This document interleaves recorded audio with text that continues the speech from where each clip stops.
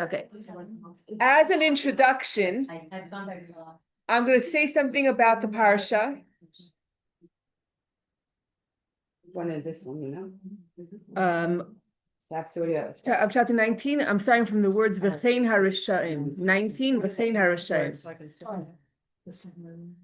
In English, it's similarly with Rishayim and sinners of Israel.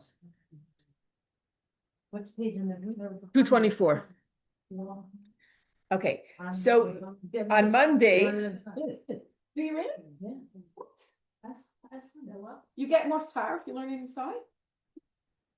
when we say the words inside, it's considered limud Torah.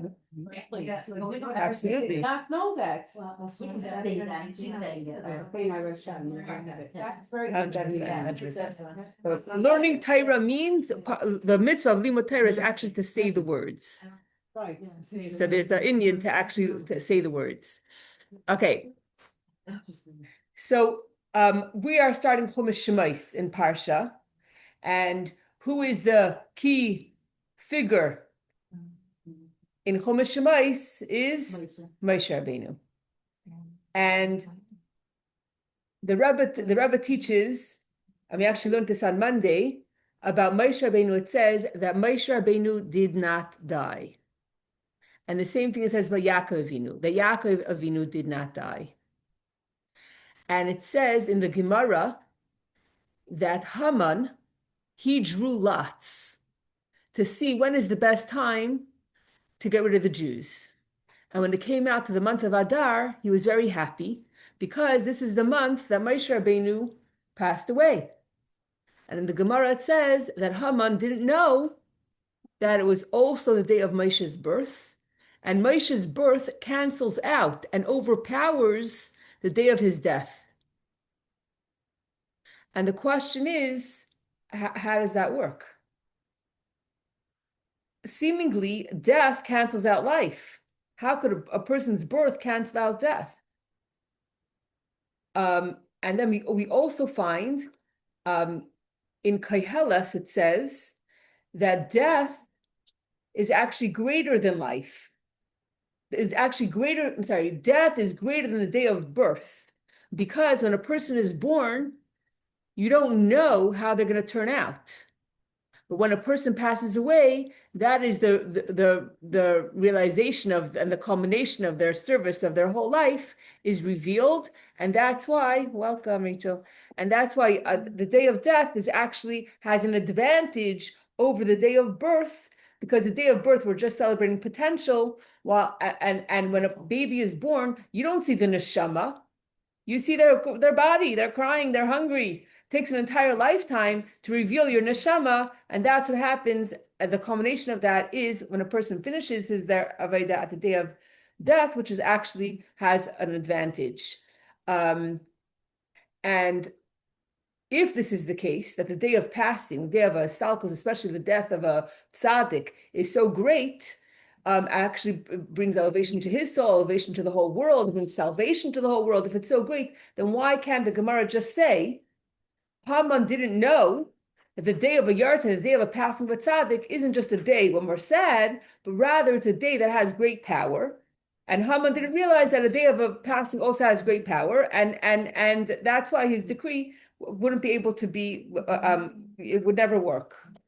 Why does the Gemara specifically go and say, oh, Moshe's birth, that's what canceled out and overpowered, canceled out and overpowers his death, and therefore the decree was nullified. So in very short, we learned that the difference between Moshe Rabbeinu and all other tzaddikim is that when Moshe Rabbeinu was born, even before he began his service, a light filled his home. Which means his neshama was already revealed.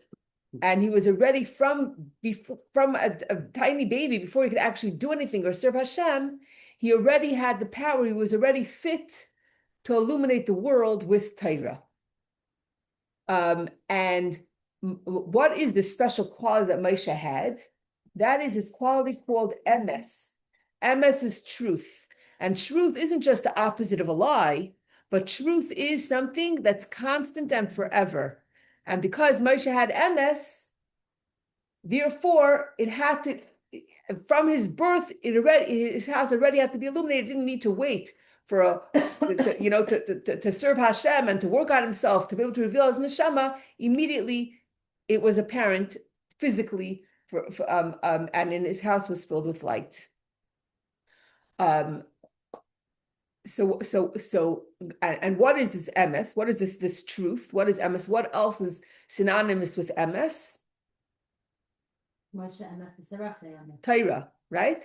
So Torah is emes. Torah is truth, because Torah will never change. It's not subject to change, no matter what the circumstances, no matter the time, no matter the generation.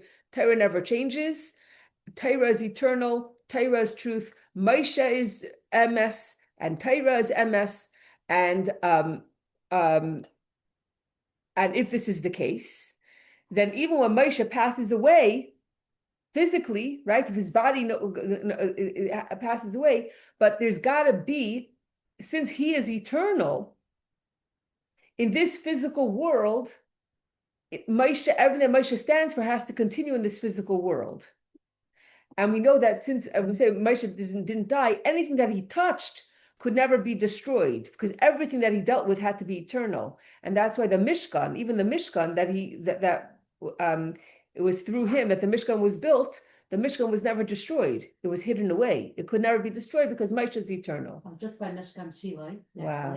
You see the exact measurements that are broken down in the Torah. Exact measurements. It's there, standing. Wow. I mean, there's tons of shards of the leftover. Huge archaeological dig, but the border of the actual Mishkan, exactly with the measurements that are broken in the Torah, are there. Unbelievable. Unbelievable. So what happens when Moshe passes away, right? It's not just that he goes to, now he's in a higher world and now he could impact us in a spiritual way, no. It's got to be everything that he embodied has to stay in this physical world because he's eternal.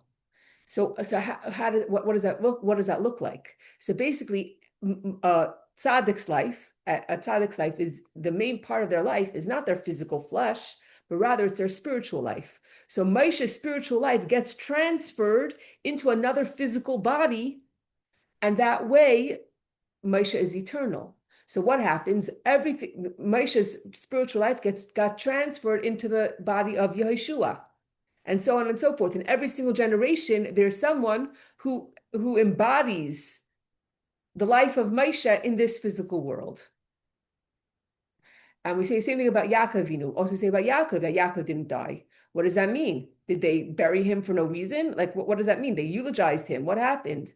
So it's the same concept. About Yaakov, it says that Mazar b'chaim afu b'chaim. Since his children are alive, he is alive. And it's not talking about in a spiritual sense. It's talking about very physically. Yaakov also is emes. Yaakov is the midah of emes, and emes has to be forever. It's eternal, has to endure forever.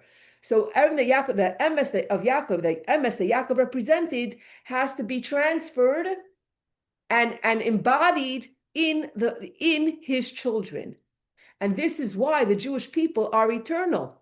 We could never be destroyed because we carry, as Yaakov's children, Yaakov's emes is transferred into us, and we're walking around with a piece of Yaakov, with this concept of emes, which is eternal, and that's why the Jewish people will exist forever.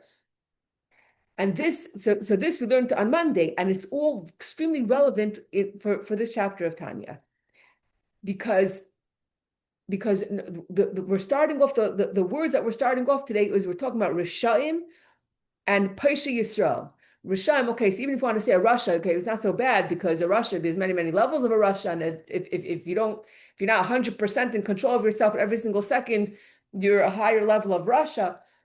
It's not just talking about Russia, the Russia of Tanya, but also Paisha Yisrael, Pasha, sinners of Israel. And it's important to understand before we start anything that because every single Jew has a piece of Yaakov, a piece of Moshe, the emes the emes, the truth, this quality, this forever quality of that which is eternal, which is Torah, because the emes is Torah. We each have this inside of us, and therefore, as bad as a person might be, he could, no matter what he could ever do, there's something that could never be undone. They carry the emes of Moshe, the emes of Yaakov, the emes of Torah, and no matter what, nothing and no one can tamper with it, and it is forever. Is that like the chachma that we're talking Yeah, about? yeah, it has to be. It has to be. I had a very interesting experience, basically taking what we learned on the way home. We were sitting next to a professor, his PhD in Jewish history, Israeli guy, comes to America, lectures, and he tells me that he's an atheist. There's no God. There is no God. I know for a fact. I looked at it. There is no God. He said the Rambam also says there's no God. He learned Mar Nevachim. I told him the Rambam says Yodim Ikrim. They don't want to take that. Whatever. We're having a discussion. Then I decided, let me just go a different track. I asked him, like, what that tax jar, he told us the story. I said, an Arab comes to your Israeli, an Arab comes to your head, holds a gun to your head and says, either you declare yourself Muslim or you die.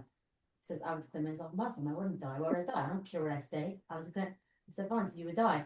And then I was giving him like a million different examples. And then my husband said, one sec, you're going the wrong route. And my husband tells him, there's brain, there's brain, and then there's soul. Like there's the logical part that you can start pulling apart. But then there's sometimes things that you feel. The stewardess is saying that she sees on Jewish flights that when people pray, they move their body. She said, I've never been to a lecture. She asked this guy with a PhD, were you ever by a very stimulating lecture where people are like shuckling along with lectures? No such thing. There's no law. No one tells you to move when you pray. It's the internal fervor that you start feeling that motivates this thing. So everyone around him, the non-Jews, the non-religious, they were all agreed. He couldn't get past it. But it was just like this chachma, this peace. I know it's always there, but sometimes you just can't. He wouldn't do a thing. He wouldn't admit anything. Wouldn't make a bracha. Wouldn't put on tefillin. Like anything. No. I don't know. You're saying it's always there, but Yeah. So everyone has. Paris was really hidden. I don't know. Really Mr. Paris. Okay, it's very hidden. Okay, 100%. Okay, but everyone has a red line that they will not cross. Okay. That's my husband said. Yeah. He's blocking off his emotion. He's not allowed. He doesn't want emotion. He said, I don't want emotion. I want to only. Right, so he's letting it so strongly stay in his defenses in his head. And then I told myself, but brain, which is such a limited body part, that's the only thing you're going to go by in your life is your brain. Because if he would go inside, he would have to admit the truth. Doesn't want it. He's like, he can't be there. Being at the end, So he stays away. It's a very hard defense. Speaks a very phony. I wonder if he cut this off in other areas of his life as well. Is he just an intellectual? Yes, he said he will only live life by his brain. That's what I'm saying. They have no emotion. They Living his life to the seed is the defense. They live life that way. Doesn't make sense. Doesn't You know make what? sense. Just Not because that he makes lives sense. Why like does that. he want to feel he's a free to feel? Exactly. Therapist, right? Right. Is the sound turned off? Because I don't hear anything. I heard this before, so my husband kept saying there is a Hava Mr. Paris, and I'm like, But it's there, you couldn't. He's not to find a great trigger. But in his life experience. I mean, the guy's 70 years old. Doesn't matter. matter. Why? Just sad thing. Still I there. heard this lecture from Rabbi Jacobs, that he said, he was talking to somebody, this guy kept saying, I'm an atheist. He said, and he kept saying that he's an atheist, but Rabbi Jacobson saw something was bothering him. He said, you know, Rabbi, if there is a God, my sister was walking once, somewhere at night and it was dark and she was hit by a train. He said his sister was hit by a train and she was killed. And he said, why? And Rabbi Jacobson said, this shows you're not an atheist, because if you were an atheist, you wouldn't have any questions. Right. Because that's the way the cookie crumbles. Right, science. That's If science. you're asking why, He doesn't even hold that he's Jewish. Like just a culture thing. Like You can say whatever you you can be said. Jewish, you cannot be Jewish, it doesn't really matter. It's Say different, the whatever world you doesn't. because you know what? There's no So atheist. I told him, impossible. who created the world? Who There's- created the world? I said, "Mi ba'olam it." And he says, I don't know. So I said, I don't know. If you explain to me logically who, then I get, but Hashem, I don't know. What? You know what, you were arguing wouldn't with get the it. brain, not with the neshama. That's what my husband said I did. You have to do After something my husband, after like you we were get this. rewinding, my husband said we shouldn't have gone with green. But you know what? You made him start thinking. For sure. sure. People around him, 100%. the stewardess was like all in. And you don't know the end of the story. You don't know the I end of the told him story. email address, my Wow. husband, yes, my husband said, he told my husband if you write a full like response on Hebrew to him, he's going to answer it back. So my husband's working on it. Wow. Was the stewardess Jewish or not? She was Jewish, yeah. You know, it's so beautiful that you tried. Because And I'm a Jewish. Never. It might not be just for that. It It must must bother him, but it must be. It might- so much. There's obviously a certain amount of care because the anger was very strong. Why was it? I wasn't angry. Yeah. I wasn't angry. No, the fact that you care that he should believe, for sure stirred something in his motion, even if he doesn't. It was angry. It was very angry. There you go. If he was angry, that's emotion. Yeah, he doesn't want to feel. You know, That's what he's angry. I was He's trying angry, to good be thing his head is really really over his heart. Right, that's sad. So listen, we're gonna Maybe write him. not We're gonna write For now. He Yeah, was for trying, now. so I hired someone and he like fought with us and he was like a cousin of mine, long story, but anyway. And I was very, very upset. I'm like, we tried so hard and he didn't become from. So we happened to have a Rebbe in our house at the time. And I said that to him. He said, when Yaakov Avinu went down to try him, how many people did he go down with? So 70. I said 70, whatever. So he said, Av Hamon Goyim, well, that was Abraham. They converted the whole world. They brought Torah. Where was everybody? Why did he only go down with his family? What happened to them? No. They didn't become from. They didn't become part of the family. But you know what? He's still considered as though he made the whole world from and that he tried. He is called, they're all called the fathers of the whole world. It doesn't matter what happens with them. That's up to HaKadosh Baruch Hu. And like Khani said, you should, when all else fails, you just daven for them. Yes. Absolutely. But the fact that It just bothered me because I knew that there has to be a Hava Misitaris But there. also that's why the Rebbe was very Yeah. big to tefillin and Shabbos candles, because He sometimes wouldn't the mitzvah, touch it. people Yes. wake up. Yeah, yeah, yeah.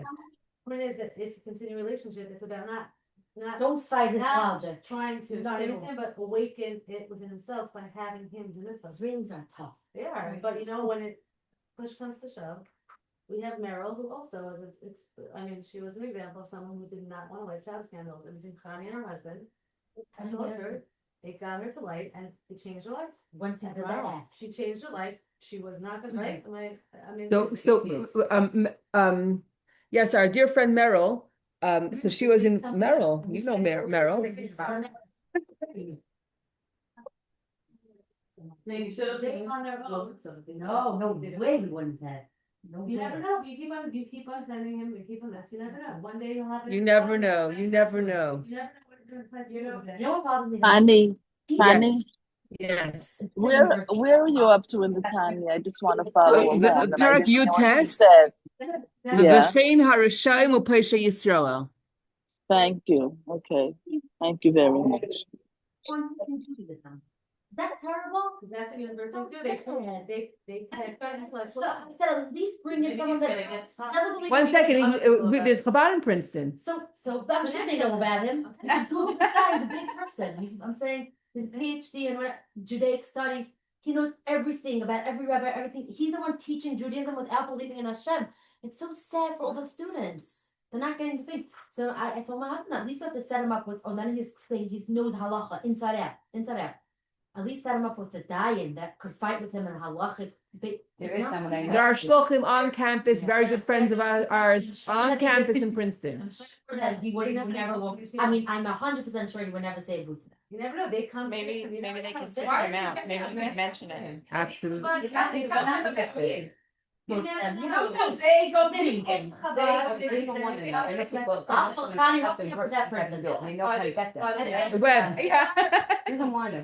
Gitti and Eitan Web. They're amazing. Are we having a Farbrengen or a Tanya class? I'm just Wow. curious. By the way, I just started Wow. His ego. Yes. Totally the ego. Very tough. The story is not over. Yeah. Trust me. Trust me. It's gonna be a miracle story. He is. By the time he left, I was so okay. I kept saying we're friends. It's not personal. He was so mad. Told my husband that anger. Are we it's not having a that- Farbrengen Like, or what's a he Tanya mad about? class? you're stupid, you don't know anything, you're idiot. Because when you're mad, it's more defensive. Yeah, People that are absolutely. not mad don't get defensive. Anti-Semitic Jew. You don't know what I said. I did not Happy know was about it. extreme. Right, that's not what it's about. No, he was like mad. Yeah, Become his they're- friends. they have to be Become his mad. friends.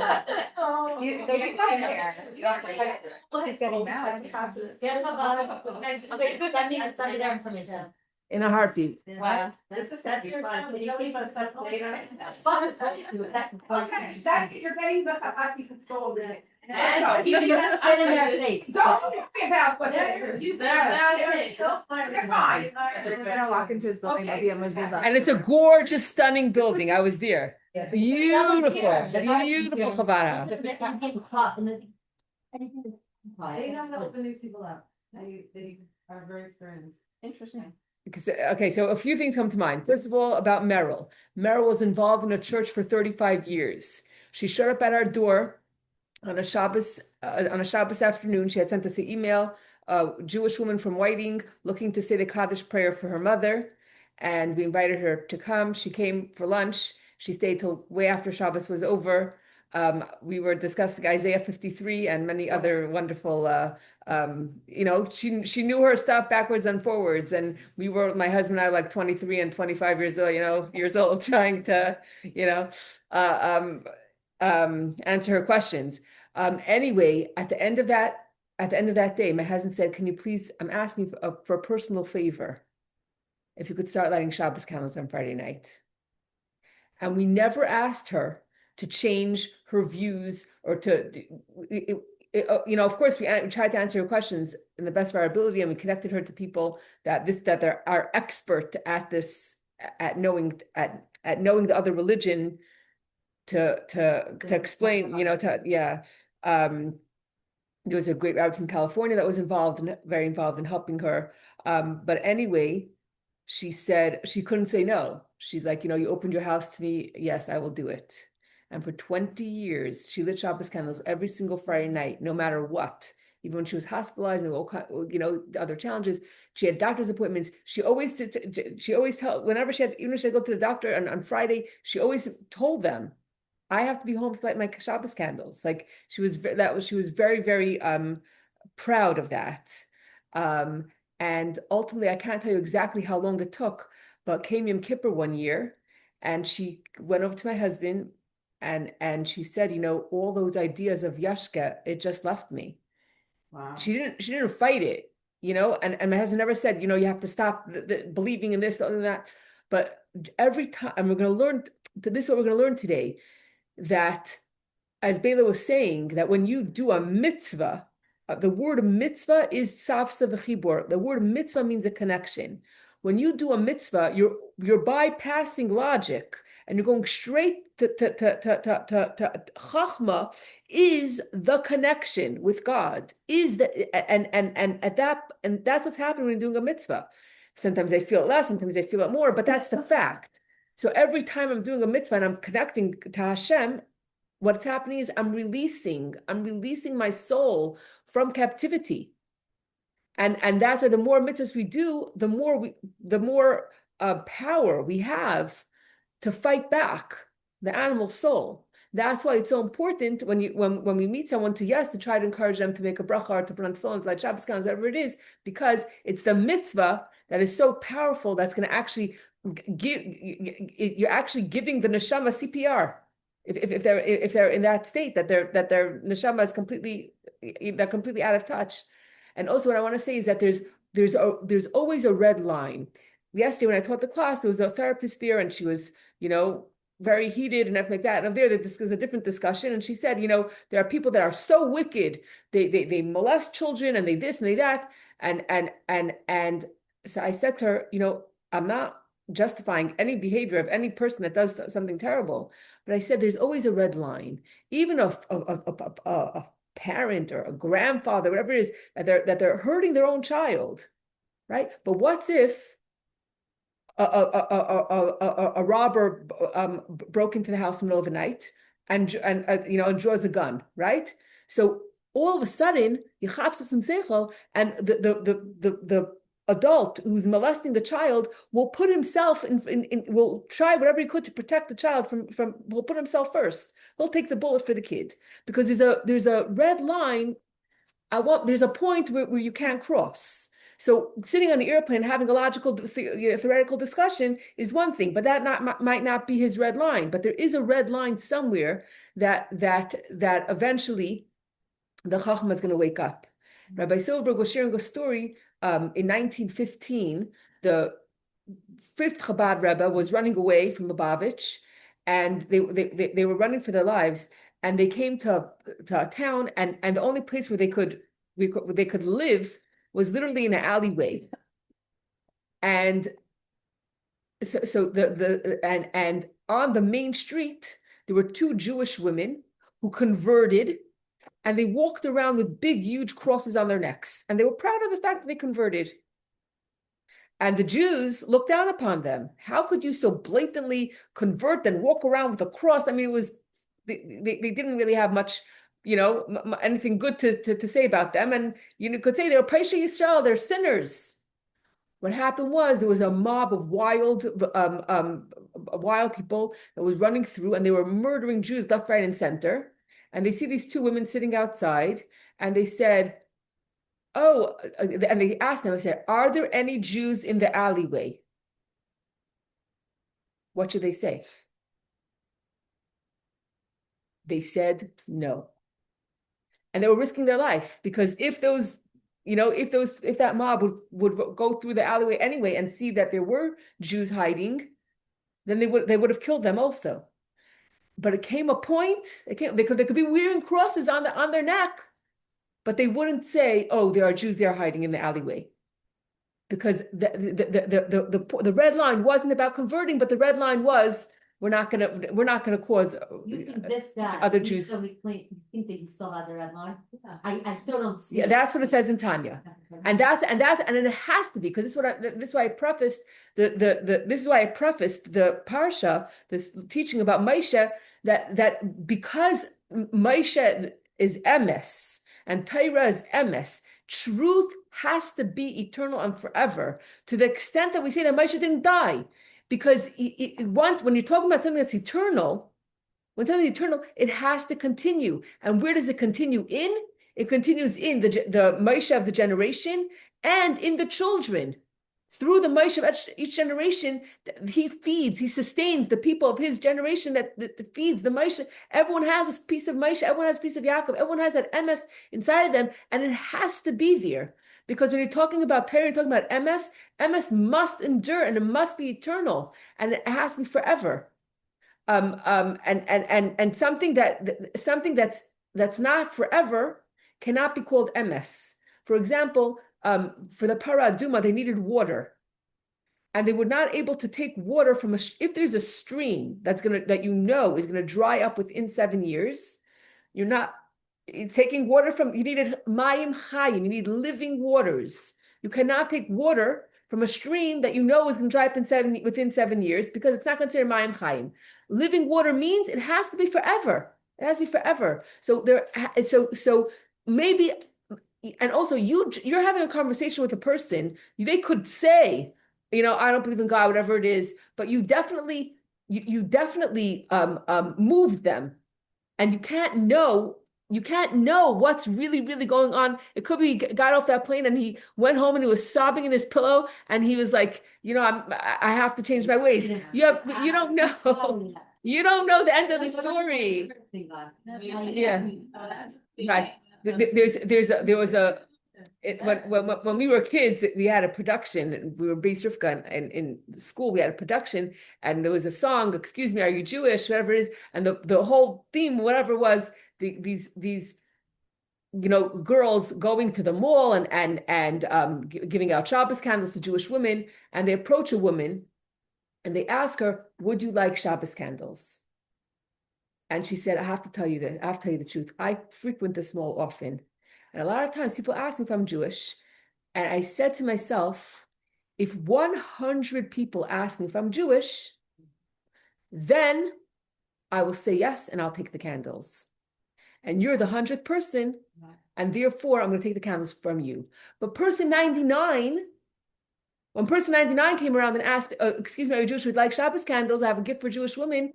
She didn't accept it. And the person said, oh, yeah, nothing happened. But you don't know. And the Rebbe speaks in it, the Rebbe speaks in a sikha, and there's something called the Merkaz Shlichus, which means the boys, the yeshiva boys, in the summertime, they go to different, depending on the ages when they go to be counselors in camp, but at a certain point, they have an opportunity. It's called Merkaz Shlichus, and there are different shluchim that ask. Every shliach has their place. You say, could you please come to my place and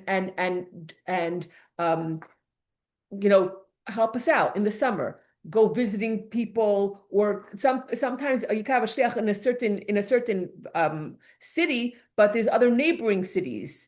Could you go out to the neighboring cities and visit Jewish people and bring Jewish books and mezuzahs and stuff like that, tefillin, etc.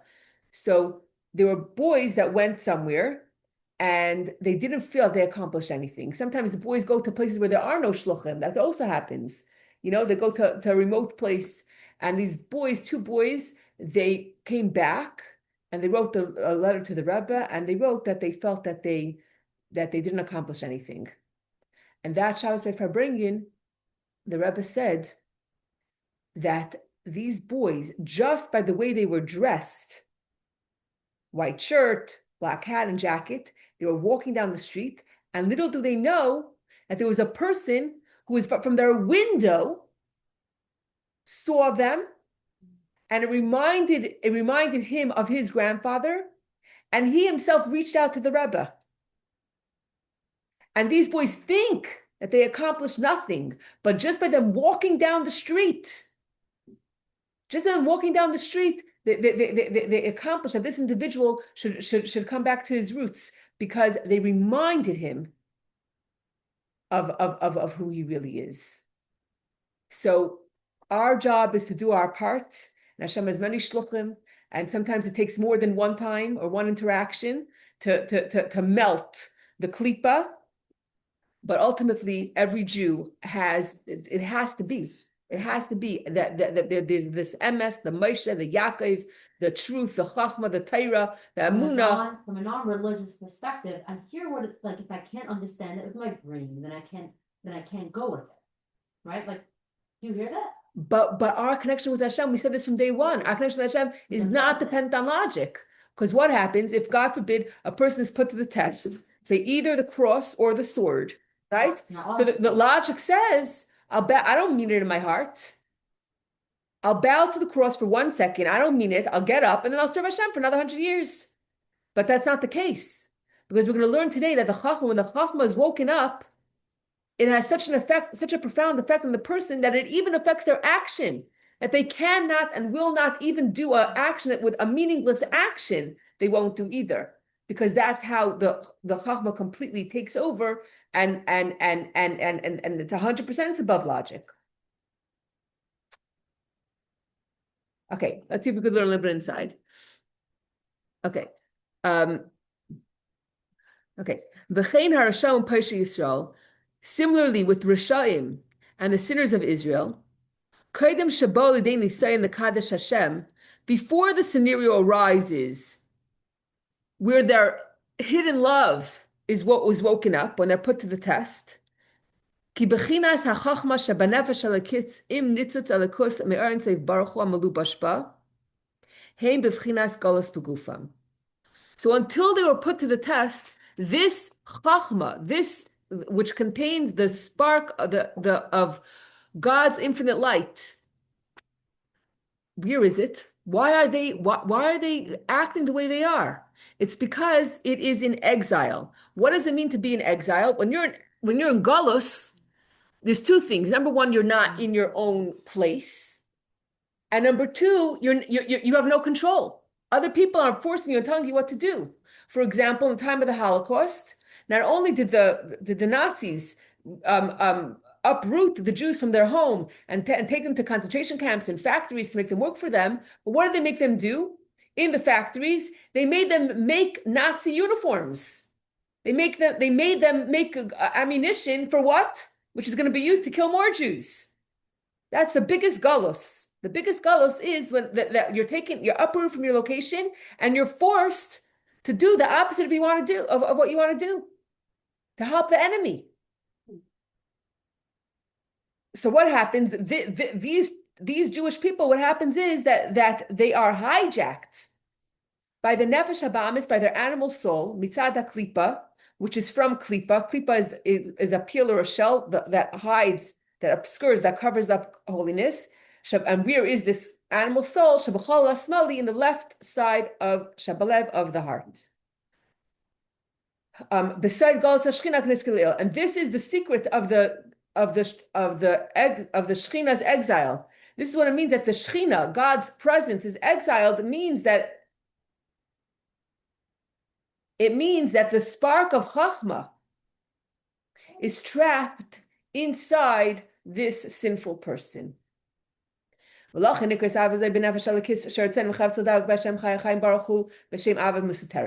therefore, this desire to cleave to God which the soul has, is called a hidden love. Why? Because it is hidden and covered by a sackcloth garment. The Paisha Yisrael in the case of sinners of Israel. So usually when I put on clothing enhances me, right? I could look even more beautiful. Put on a gown, you look stunning. The clothing enhances us, and we're not controlled by our clothing. Clothing is dirty. Put it in the washing machine, change it into something else. We're in control of the clothing, not the clothing is in charge of us. But in this case, the garment that is concealing the chachma is a sackcloth, and it is not there to enhance anything.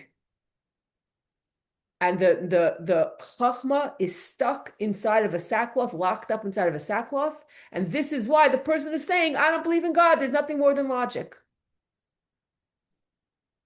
And it's from this klipa that a delusional spirit enters the Rishaim to incite them to sin. As the rabbi say, that a person doesn't sin unless a spirit of folly enters them. So if the chachma was revealed, they would never sin. But what happens is the chachma is locked up in the sack, and hijacked by the klipa, and the klipa tells you, if I do that, I'm not really separate from Hashem, and rationalizes and rationalize, and that's it. And that's how the person ends up sinning. But this exile of the soul's component of chachma,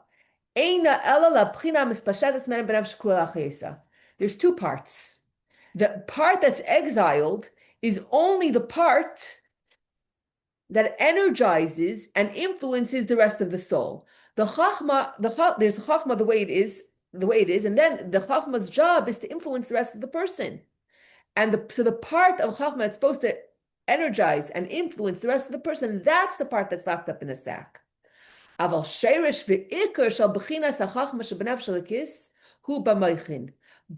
the root and the core of the divine soul's component of chachma remains untrapped in the brain, and does not actually become exiled in this sackcloth in the heart's left chamber. Imagine if there's a mother who gave up her child for adoption at birth and has a love for this child. And 30 years pass. The love is there. Imagine the woman is walking down the street and she has no idea that there's a man walking down the street, and that is her son.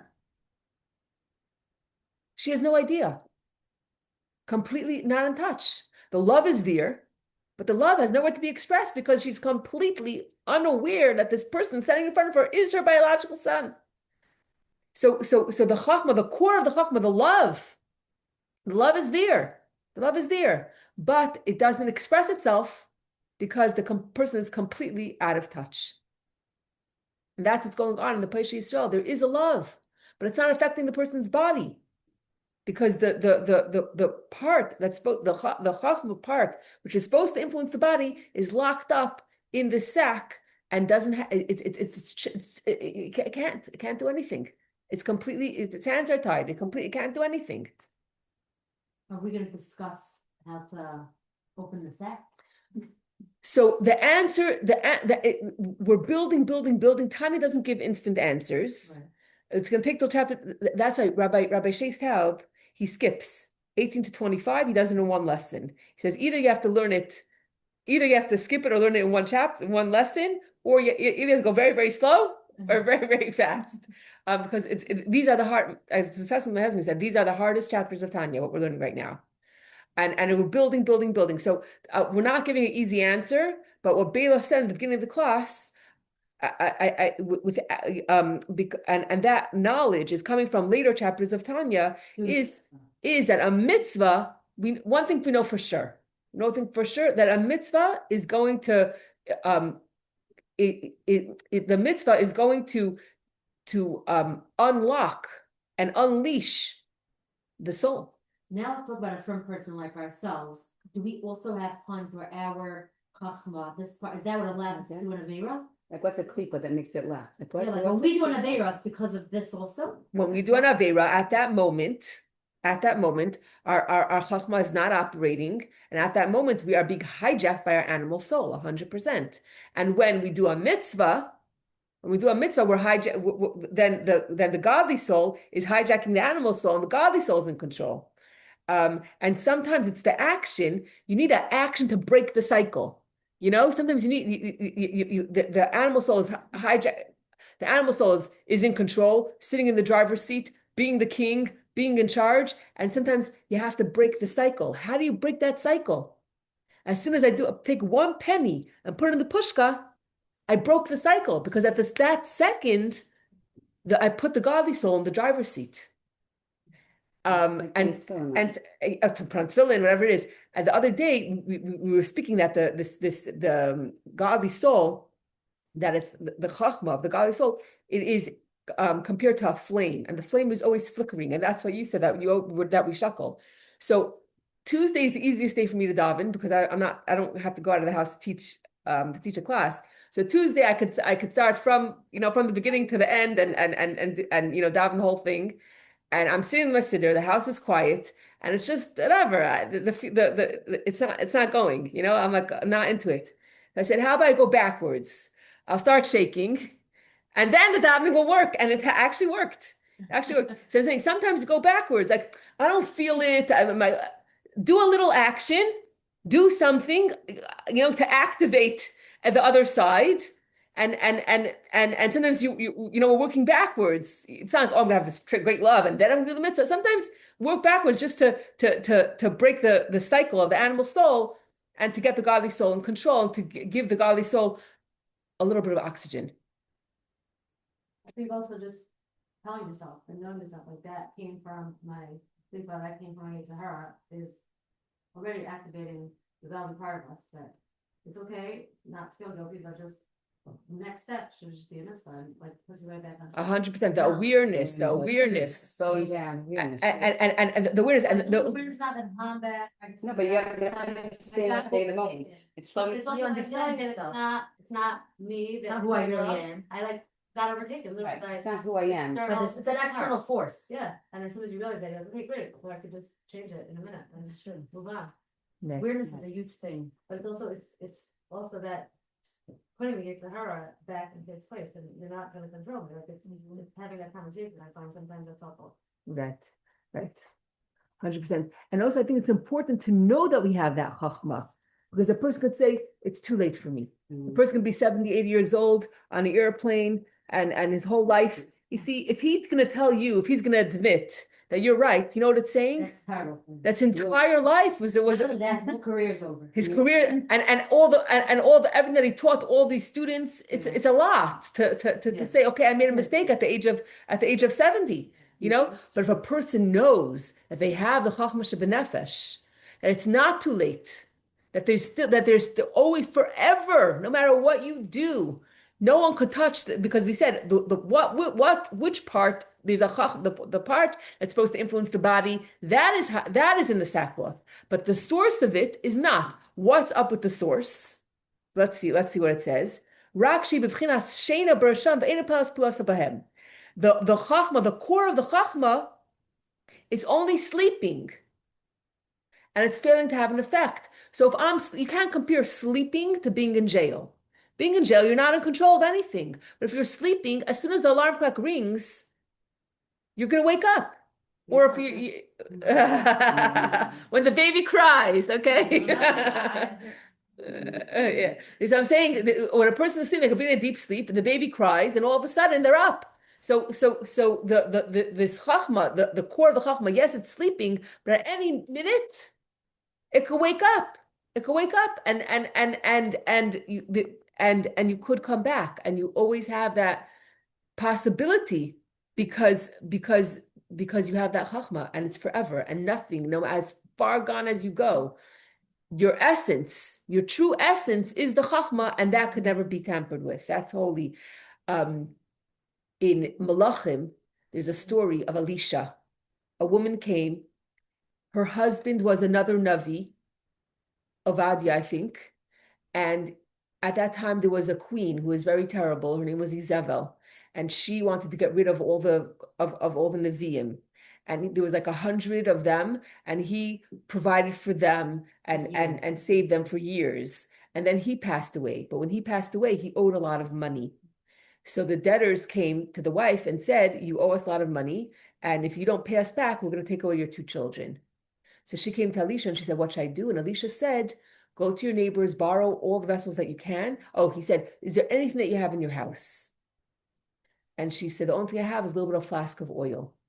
He said, great, go borrow vessels from all your neighbors, close the door, and then start pouring the oil into the vessels, and all the vessels filled up with oil. It was a big miracle. She sold the oil. She was able to get enough money to pay back all the debtors. She was able to keep her children and live comfortably for the rest of her life. This is the story, Pshat. The Rebbe explains this as like this. We're the woman. You come to Hashem, and we say, Hashem, I have nothing. I'm 70 years old. I was a professor, and I taught Judaism, and I messed up, and I said there's nothing more than logic and whatever else. I'm coming to you, I have nothing. And what does Hashem say? What does Hashem say? Oh, and my debtors are coming to me, and they want to take my children. What's my children? My ava, my yira, my love and fear. Because love and fear are considered children. They're the emotions that are born from the intellect. And so Hashem says, what do you have? Do you have anything? He says, one thing I have. A little bit of oil. What's the oil? The oil is the chachma.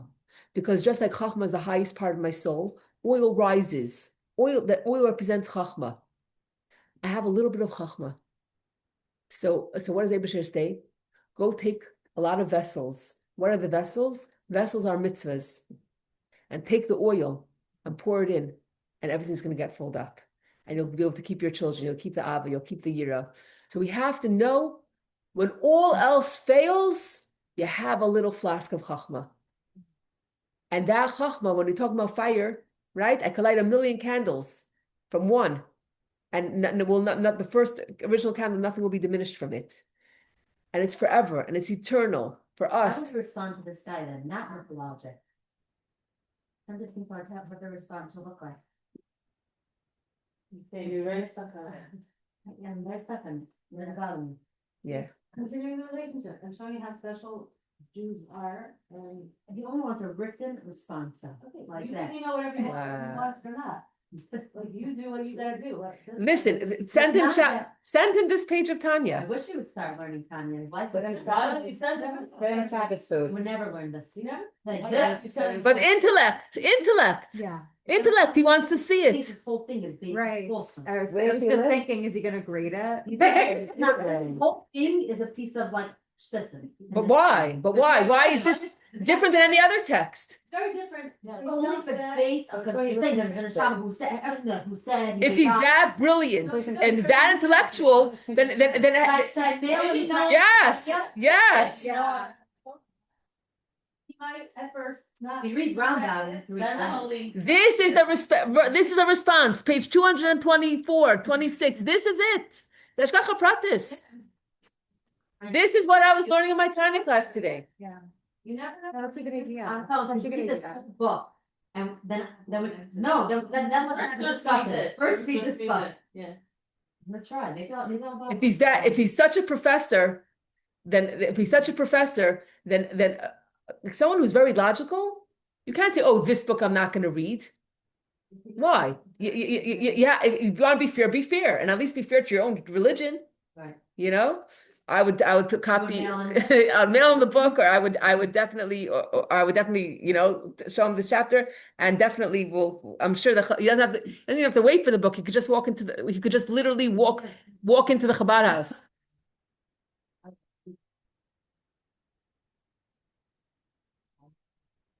Yeah. And sometimes it's a challah. Sometimes it's a challah. Don't You know, maybe Tom is not Jewish. Nothing bothers listen more. Yeah, exactly. There's something. Huh? Tell him he's not Jewish. Doesn't care, doesn't wanna be, does not care. Right. Like, she has Muslims, Muslims, Christians, everyone's nothing.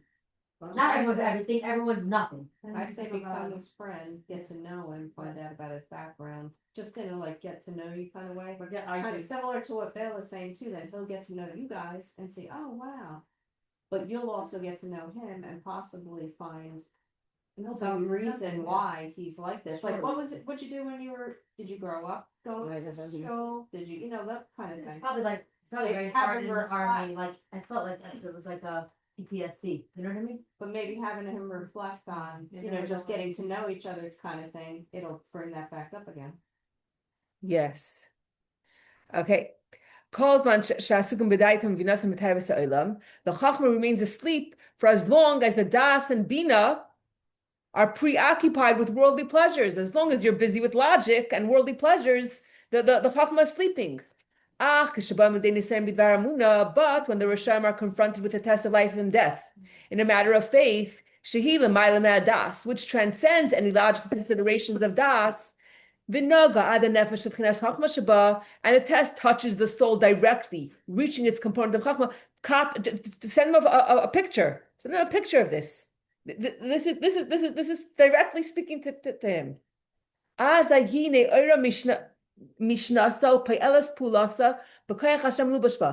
the Chachma wakes up from its sleep and does its work of arousing faith using the power of God invested in it. Hashem comes to help. Hashem comes to help him. Hashem comes to his aid to help him when on an airplane. That's not the challenge. When you're in the middle of a logical discussion, but if it really was to come to it, really Hashem would assist him and he would wake up. As the verse states, then God awoke as one asleep. And it enables the person to succeed in a test of faith. Beli shum tam vadas v'seichel mustagloi, without using any of his reasoning, knowledge, or fathomable intellect. To help him conquer over the worldly temptations to which he was used to, whether they be permitted or prohibited, and to even despise them, and to choose, and to choose Hashem to be his portion and his lot, to give up his life for the sanctity of God's name. And even if you're 70 years old, this I'm adding, and the klippas had prevailed over him all of his life, and like an addict, he had been powerless against them. As our rabbis of blessed memory say, that the Rishayim are controlled by their hearts. Nevertheless, when it comes to a test of faith in the one God, the faith is so strong that its foundation is on the holy peaks. The foundation of a person's of a munah is compared to the top of a mountain. And this chachma, what is it? It encloses in it the infinite spark of God. And the chachma when the chachma wakes up, all the klippas are rendered null and void. V'hayu kolai hayu mamash lefnei Hashem. It's as though they had never been. It's as if they never existed, since the klipos are voided in the presence of God, that shines through chachma. Now it's going to bring you 4 psukim to show you how the klipa melts away in the presence of chachma. Why 4 psukim? Because when we're talking about klipa, which are the peels and the shells, there is 1 klipas noiga, which is the translucent peel or shell which you could see through.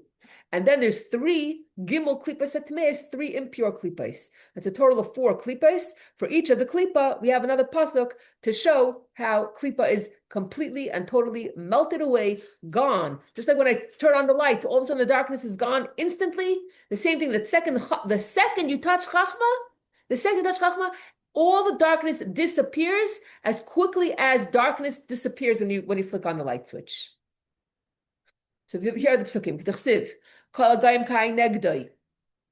All the wicked nations are like nothing before him. It's written, for behold your enemies, O God, for behold your enemies will perish. All evildoers will be scattered. That's number 2. And it's written, as wax melts before fire, so will the wicked perish before God. Last one, and is written, mountains melt like wax. Okay, we're almost done. Now the light of the blessed infinite one, present in the soul's chachma, the chachma is so strong. The chachma is so strong that it's going to expel and drive away the sitra achra, the other side of holiness, and the peels and the shells, to the extent that it won't even allow the klipa to touch the garments. It won't even, like we said this, it won't even allow you to think, to speak, or to do any action that goes against Hashem, which means that even if the action, even if you say, I don't mean it, I'll bow down to the cross, I don't mean it, I'll say I don't believe in God and I don't mean it, once the chachma is woken up, you won't even be able to say, I don't believe in Hashem. And you won't be able to bow to the cross because the chachma has such an impact, even on the levushim, even on the garments of thought, speech, and action. Dahainu, this means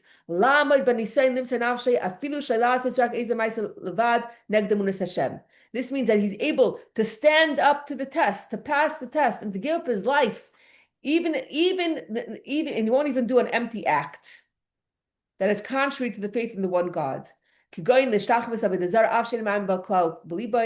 example, he will not bow down to an idol, even though in his heart he doesn't believe in it at all. And he will not verbally attest to anything that's not true about Hashem's unity, God forbid.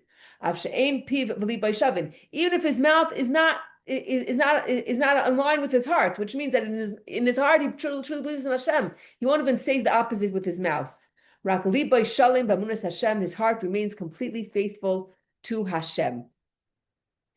Okay, now we have one more question to answer. We're almost done, and that is that one of the original questions was, how is fear included in the love? So the answer is the fear is included in the love because since you love Hashem so much, you're afraid you're afraid of being separated from Him, and this is how fear is included in the love, and that's how this parak ends. And this willingness to die for God as a result of the chachma which woke up is called a reverence that is contained in love. This love comes naturally to the divine soul found in all of Israel. Since its desire and will is to be attached to its root and source, the blessed infinite light, because he desires so much to be one with Hashem, therefore he's afraid, and he has a trepidation to associate himself with the impurity of idol worship, God forbid, shehi neged emunas Hashem echad, which is in conflict with the faith in the one God.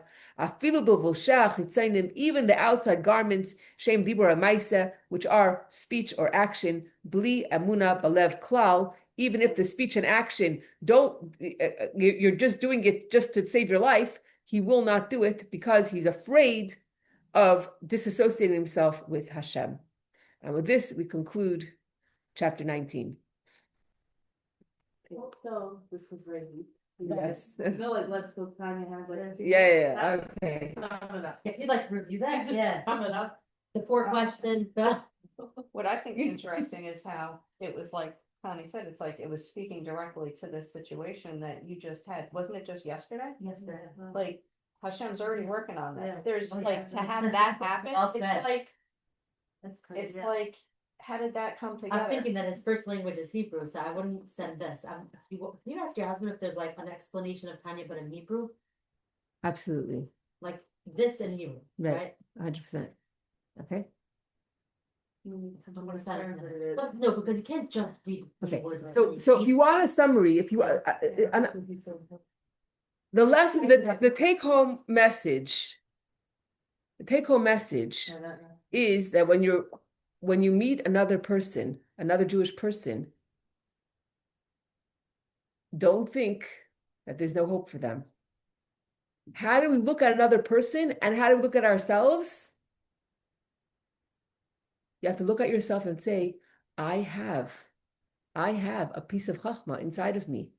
I have God's infinite light shining in me, and the same is true for every single Jew.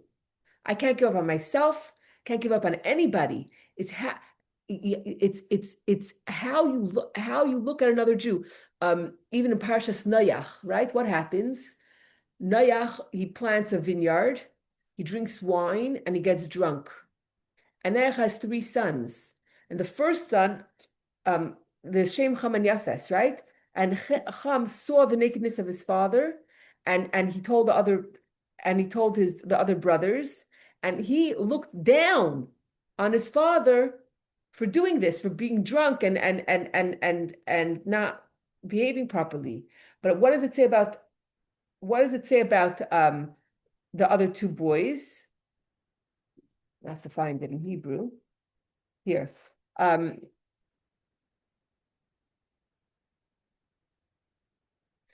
Vayikach Shem v'Yafes es hasimla. They took the clothing or a blanket. Vayichasu es ervas avihem, and they covered the nakedness of their father. And then it says ve'ervas, and then it says that they walked backwards. Ve'ervas avihem lo yira'u, and the nakedness of their father they didn't see. It seems repetitious. They covered their father, and they didn't see his nakedness. Obviously, they covered the father; they didn't see his nakedness. But the thing is, they didn't see. They didn't look down at their father, and all they saw was there's an opportunity here to fix something. They didn't look down. They didn't look down at their father. And the same is with us. When you see a person who is, off the path or whatever it is, what has to come up is you are a lifeguard. When a lifeguard sees a person drowning in the ocean, he's not making any kind of calculations. What happened? How did he get here? How did this come to be? You go and you save them. And you see, what can I do to help this? What can I do to help this individual come back to Torah, come back to Yiddishkeit? What can I do to help? There's no anger, there's no judgment. There's just, how can I help this individual be in touch with his chachma? It could be applied for ourselves. I think it's very powerful for ourselves. 100%. Yeah, I think that line at the end is that there's no such thing as an addict. I mean, today I think people feel so helpless because I'm so addicted to this, I can't stop doing this, I can't, and it's totally not what Tanya says about us, that we have a part of us that can help us stop whatever negative behavior or whatever we're doing. And as soon as we Tune into it and know also Hashem is here to help us. Yes, on our own we can't do it with our own logic. We're not going to be able to come and change our habits. But as soon as we know that we have that Chachma Shebenefesh, we're able to rely on it. And Hashem helps us through it. I think that to me is the personal takeaway. 100%. Yeah, I like the personal part. Of things. Because as much as we love to come across you know, second Jews, I don't know. We have ourselves also. We have ourselves, and I don't know Yeah. how often. So I'll tell you but I this. stay in touch. So I told you Tuesday is my day, my day off, right? So I very Tuesday is very special to me. Like this is very sacred. Like all things I have to get done. I push out like that's Tuesday. So Tuesday, okay. So I did my davening. My husband sends me a message. He says, "Honey, you know that I'm marrying a couple in a week and a half. The woman is 77, and the husband is deep in his 80s, and they want a Jewish wedding." And I there hadn't met the couple, but I knew in the back of my mind that my husband, said something that he was meeting with a couple about getting married. I didn't know when it was. I didn't know how soon it was. So that means he needs me to teach her the laws of going to the mikveh. Um, and I don't have that much time because they're getting married in a week and a half. This is Tuesday, so they're getting married. They're getting married not this Sunday, but next Sunday. So I need a teacher either Tuesday or Wednesday or Thursday.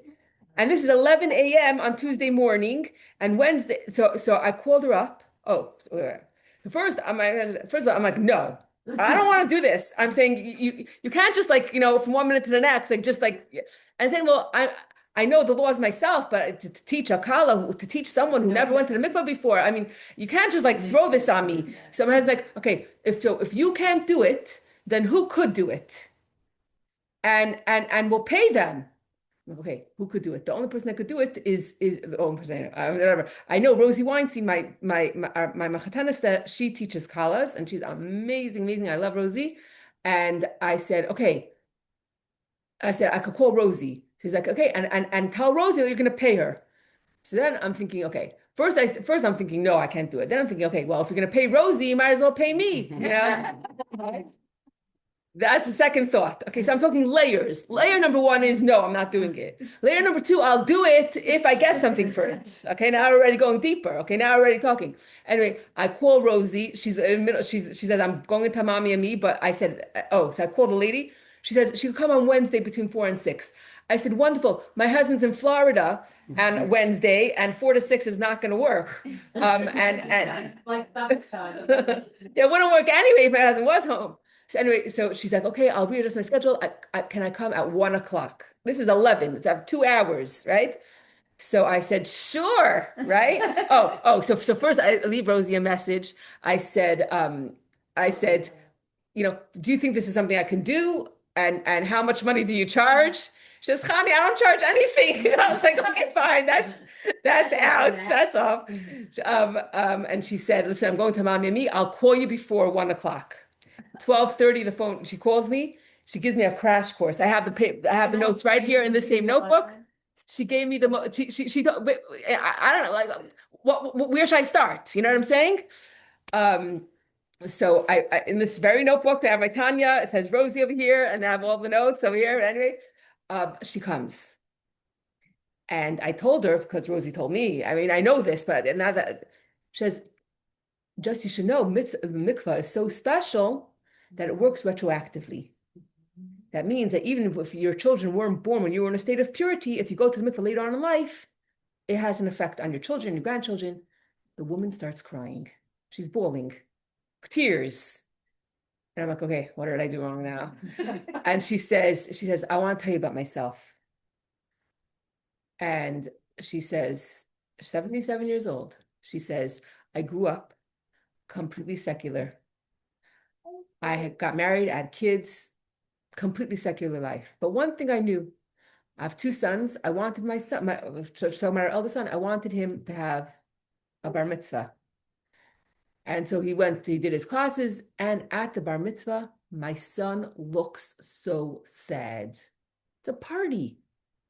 I turned to him, I said, why are you so sad? And he said, I'm sad because I just started learning about what it means to be a Jew. I'm afraid that as soon as this party's over, that's it. That's it. The Judaism is I'm not gonna have an opportunity to learn or do anything Jewish anymore. She listened to him and she said, would you like me to call a rabbi? Would you like to try out and go to a yeshiva? And he said, yes. She called the rabbi. She told me a few names of rabbis. One of them was Rabbi Teitz, a few rabbis, she said. She called up the rabbi, she made an appointment. She comes with her son to the yeshiva. And the rabbi spoke to her and he said, can I speak to your son privately? The rabbi spoke to her son. And then he asks the son, do you want to just go into one of the classrooms? And he said, yes. And she went home and she came at pickup time. Her son was overjoyed. He said, all these boys are just like me.